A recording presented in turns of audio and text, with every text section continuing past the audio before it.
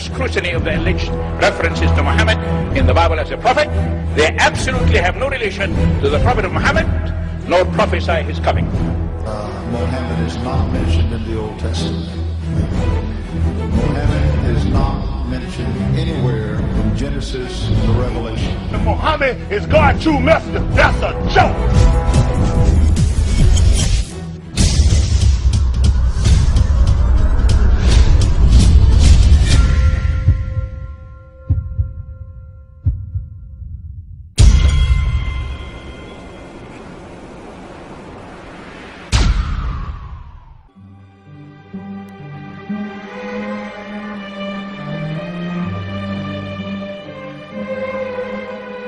Lo, we inspire thee as we inspired Noah and the prophets after him, as we inspired Abraham and Ishmael and Isaac and Jacob and the tribes, and Jesus and Job and Jonah and Aaron and Solomon, and as we imparted unto David the Psalms.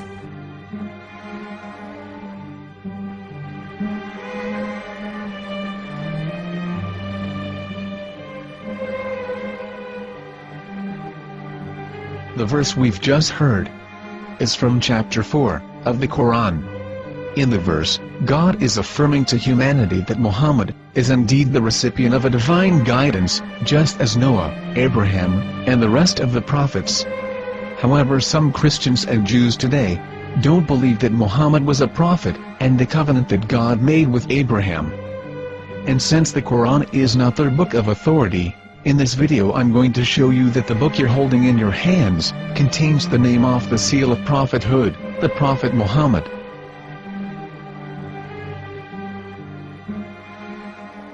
As known, the Old Testament was preserved in the Hebrew language. In the 5th chapter of the Shir HaShirim, which is one of the 5 Megillat or sacred scrolls that are part of the Hebrew Bible, or for short the Song of Solomon, as Christians know it today. That chapter is discussing someone. Jews will say it is discussing Solomon, while Christians will say it is discussing Jesus. Considering this is the Songs of Solomon, it would seem logical that it is discussing Solomon. The verses, describing this mystery man, have the narrator's speech conjugated in the feminine, meaning it is a woman who is describing this man. So it is possible that it is one of Solomon's wives discussing her husband Solomon. However, Christians assert that Jesus is being discussed, and that the chapter is describing a man who was not yet alive at that point. A prophecy.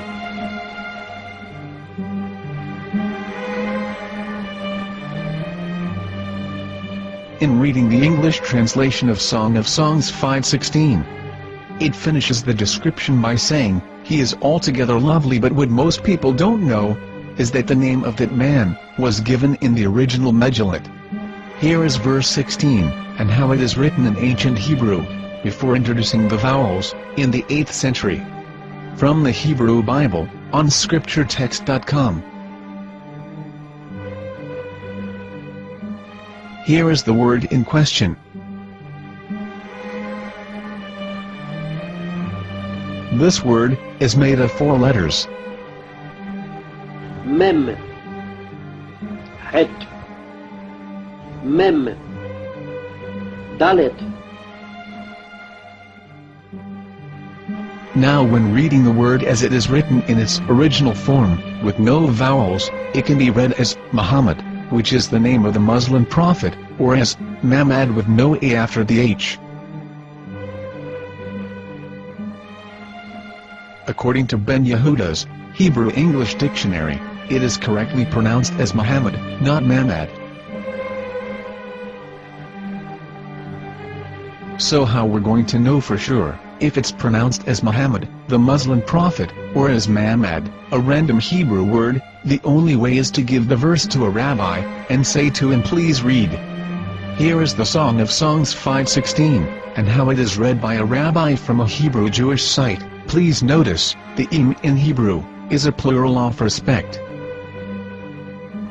Hiko mantakim vechullo Mahamadim ze dodi vezer'i benot Yerushalayim. Hiko mantakim וכולו מחמד, מחמד, מחמד, מחמד, מחמד, מחמד דין. זה דודי וזה רעי בנות ירושלים.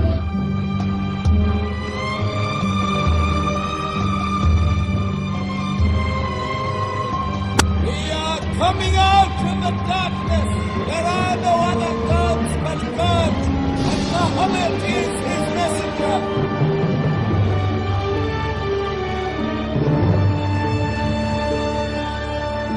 Let the world hear.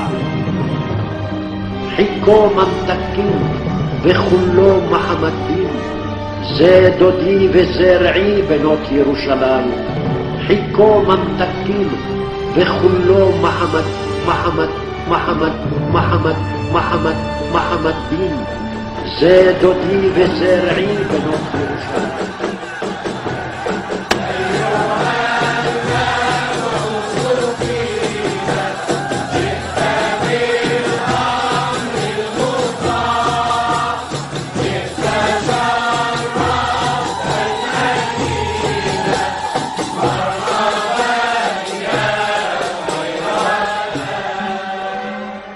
Here is the famous SDL translation tool, which includes a professional human translation, as well as an online translation. We're going to copy our Hebrew word of the Song of Songs, directly from the Jewish site. It's the same site, where you can hear the rabbi reading the verse in Hebrew. All links are in the description, so, we're going to copy the word and paste it, and ask, please translate. Are they going to translate the meaning of the name of that person? As the Bible translators did. Which is the praised and the lovely one, or are they going to keep the name as it is? Well, see it yourself. Here is the World Lingo translator. The result is the same. It's Muhammad. We have no right. We have no right to translate names of people. Anybody. Your name should be retained. Mr. Black is Mr. Black, though he's white. You have no right to translate names of people. But they have been doing that. Muhammad ibn, they translated as altogether lovely. But the word Muhammad is there in the Hebrew language. The word Muhammad is there in the Hebrew language.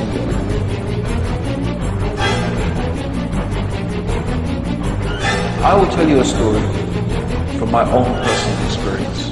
Years ago, I used to spend every Sunday afternoon in a place called Speaker's Corner.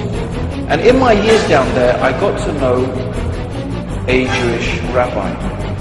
He was a very nice man. He used to listen to me, and he was always very polite and talked about Islam in a very nice way.